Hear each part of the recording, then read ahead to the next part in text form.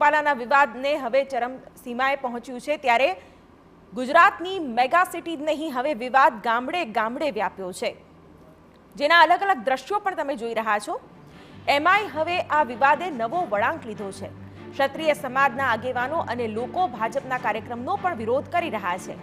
ગાંધીનગરના લોકાવાડામાં ક્ષત્રિય સમાજે રૂપાલાના પોસ્ટર સળગાવીને વિરોધ કર્યો છે, તો માણસામાં ભાજપના નેતાઓએ ગામમાં પ્રવેશ ન કરવા દેવા અંગેના પોસ્ટર લગાવ્યા। તો બનાસકાંઠા પાલનપુરમાં પણ રૂપાલાની ટિકિટ રદ કરવાની માંગ સાથે ફતેપુર ગામમાં ભાજપ નેતાઓના પ્રવેશ પર રોક લગાવતા પોસ્ટર લાગ્યા અને લખવામાં આવ્યું, મોદી તુજસે बैर नहीं, રૂપાલા તેરી खैर नहीं।